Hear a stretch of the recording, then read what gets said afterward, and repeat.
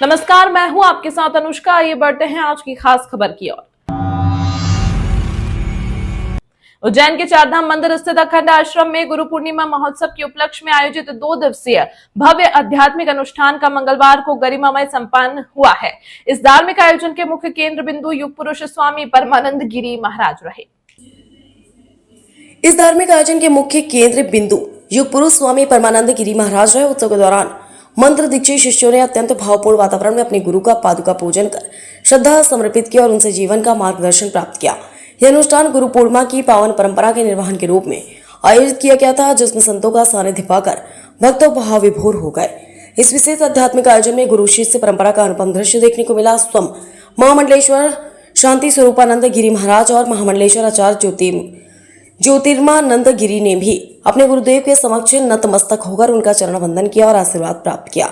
युग पुरुष स्वामी परमानंद गिरी ने बताया कि यह आश्रम हमारी प्राचीन संत परंपरा और अनन्य निष्ठा का केंद्र है, जहां दादा गुरुदेव तपोनिष्ठ बाल ब्रह्मचारी स्वामी कंदानंद के समय से ही आध्यात्मिक ऊर्जा का प्रवाह निरंतर है। शांति स्वरूपानंद गिरी के नेतृत्व में निर्मित यह परिसर आज आस्था का बड़ा गढ़ बन चुका है। अनुष्ठान के दौरान संतों ने ईश्वर और सृष्टि के गूढ़ रहस्यों पर प्रकाश डाला।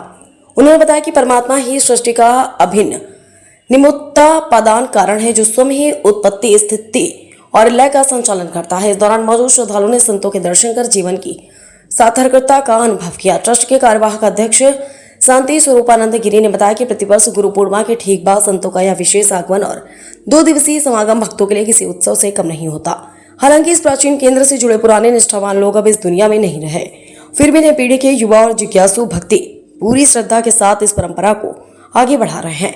2 दिनों तक चले इस धार्मिक आयोजन के माध्यम से भक्तों को न केवल संतों के दुर्लभ दर्शन का लाभ मिला, बल्कि गूढ़ आध्यात्मिक रहस्यों को समझाने का शुभ अवसर भी प्राप्त हुआ।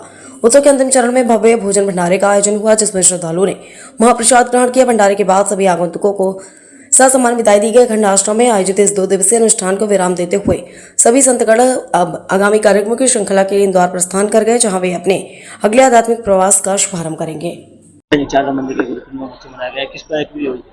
ये हमारी परंपरा का आश्रम है। दादा गुरुदेव, जिनका नाम तपोनिष्ठ बाल ब्रह्मचारी पूज्य स्वामी अखंडानंद जी महाराज की हमारी परंपरा है। उस परंपरा से आश्रम का निर्माण हुआ। तो गुरुदेव जब आते थे, जब यहाँ कुछ भी नहीं बना था, फिर हमारे गुरु भाई शांति स्वरूपानंद जी यहाँ के कार्यकारी अध्यक्ष बने, ट्रस्ट बना और इसका निर्माण हुआ। तो उस परंपरा में चूंकि बहुत प्राचीन काल से गुरुदेव यहाँ आते रहे हैं, तो बड़ी संख्या में यहाँ गुरुदेव के मंत्र दीक्षित शिष्य भी हैं। तो शिष्यों का दर्शन लाभ हो और वो गुरुदेव की वाणी का प्रसाद प्राप्त कर सकें, जिससे संसार में ठीक से जीने का तरीका हमें गुरुओं से मिलता है, तो सीख मिले, इस संकल्प के साथ इस अनुष्ठान में सम्मिलित हुए हैं। तो अभी आज यहाँ हैं और कल सुबह का भी कार्यक्रम रहेगा। उसके उपरांत कल शाम से कार्यक्रम इंदौर में प्रारंभ होगा। कल किस प्रकार का कार्यक्रम होगा सुबह? तो कल प्रातःकाल सत्संग के साथ सत्संग होगा और सत्संग के बाद पादुका पूजन करेंगे। जिन्होंने मंत्र दीक्षा ली है वो अपने गुरु का पादुका पूजन करके अपनी श्रद्धा को समर्पित करेंगे और तत्पश्चात भोजन भंडारे के बाद सबकी विदाई होगी और हम लोग भी इंदौर चले जाएंगे। कल शाम से इंदौर का कार्यक्रम है।